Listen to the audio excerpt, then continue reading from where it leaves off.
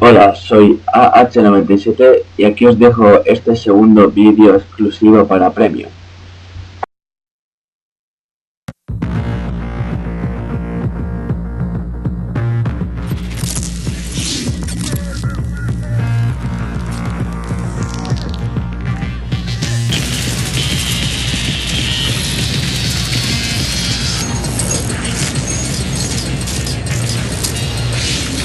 I am Alan Kurtz. I am the senior gameplay designer on Battlefield 3. I've been with DICE for about 7 years now. I started out on 2142. I've also worked on both the Bad Company series, and Battlefield 3 is my first big, real Battlefield game. One of the things we really wanted to bring to the Battlefield 3 premium experience was weapon customization. We looked at what was missing from our weapon customization and we said, we want camouflage. We want weapon camos that our premium players can use on the battlefield, show off, show that they're dedicated Battlefield players. So we have brought the F2000, the Peschneg, the L96 sniper rifle, and the Scar H carbine, and we have brought you some weapon camos that you can unlock through assignments. We think it'll let premium users really stand out on the battlefield. In close quarters, you're getting 10 new guns. 6 of those are really focused on the close quarters experience, and 4 of them are weapons that each kit can take back to the greater battlefield and have a new experience with. So for our assault guy, we brought the AUG A3. It's an Austrian bullpup assault rifle. So you got the clip behind the trigger, which is going to give you a better maneuverability in close quarters. You're going to have better fire from the hip, and you're going to be able to navigate with that weapon and bring it onto target faster than you would with, say, the M416. Similar performance-wise, but that close combat edge is going to give you something to really think about when you have the AUG. For the engineer, we've got an Israeli bullpup. It's called the MTAR. It's a super short version of the Israeli assault rifle called the TAR-21. Super high rate of fire, a higher rate of fire than the engineer has seen before. Not super accurate because it's so short. Kind of like a FAMAS for the engineer. I know that guys have been looking for that super high rate of fire volume output gun, and I think we've really brought that with the MTAR. The high-tech weapons come to the support kit this time, with the new LSAT is part of the Army's lightweight weapon technology.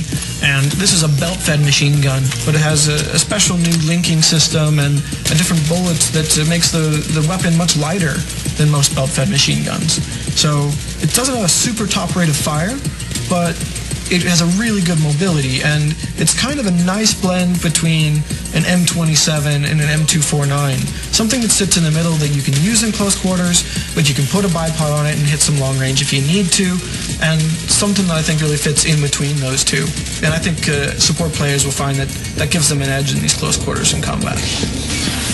For recon, we went out and we found the M417, and this is a semi-automatic designated marksman rifle. The 20-round magazine, which is a bigger magazine that's been available, with also the big hard-hitting round from the Mark 11 with the 7.62 NATO round. So you're going to get the power of the 7.62 NATO in a shorter, more controllable package and a bit more mobility. It doesn't have the accuracy that the other semi-auto sniper rifles does, but it's definitely going to give you an option beyond just the SKS in a close quarters environment for playing recon, for being that team player with your beacon and with your tugs, and giving your players the intel and still being able to compete on a close combat level.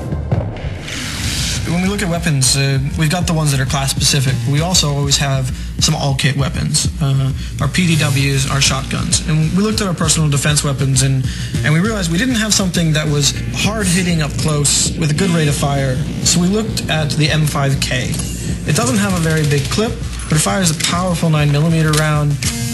It's kind of a spray gun, not super accurate, but great mobility, super short. It's got the foregrip on the front for some great controllability, and basically just lets a player get in close, hit hard, no range at all, but, you know, basically lets anybody kind of be that ultimate close quarter specialist with this gun.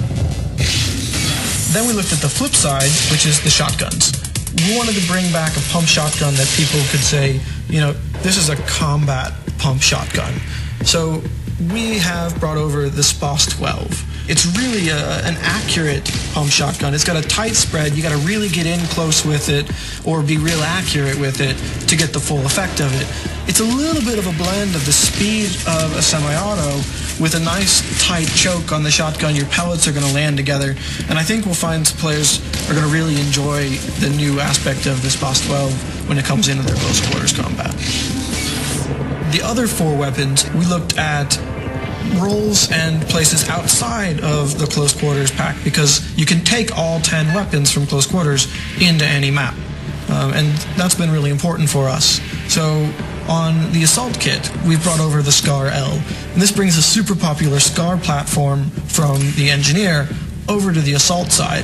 It's a relatively low rate of fire, and it fires the same round as a M16, but it's much more controllable. It's really good at hitting mid and long range. It's got good accuracy. It's a nice balanced gun, and I think players who generally gravitate towards an L85 or an AK will find that this gun might be a little bit more their style and in the mid-range combat.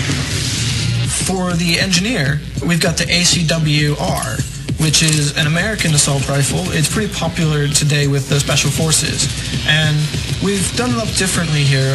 We're bringing the 6.5mm round, and this is a Special Forces round specifically developed for short-barreled rifles, for getting out there and giving a bit more impact at range than the 5.56 round typically does.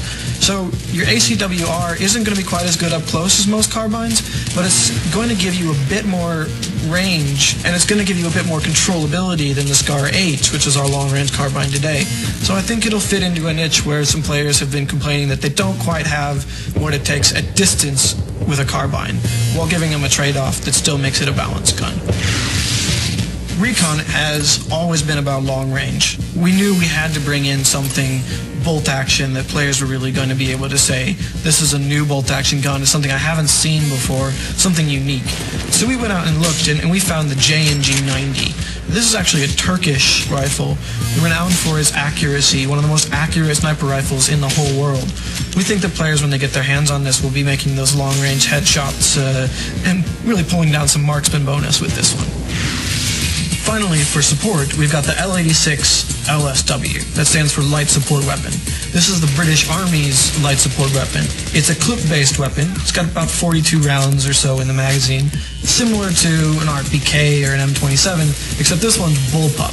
This is the big brother of the L85 for the assault class. Super accurate, great on a bipod, but also has some mobility bonuses, so to let it double up in the close quarters environment, especially if you slap a laser sight on there or a foregrip, and you can really get a nice, good, accurate close combat light support weapon.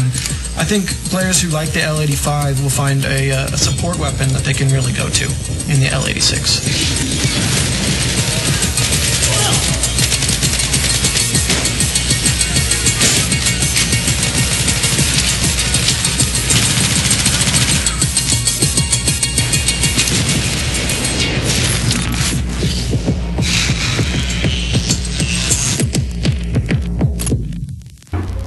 Vale, y eso ha sido todo.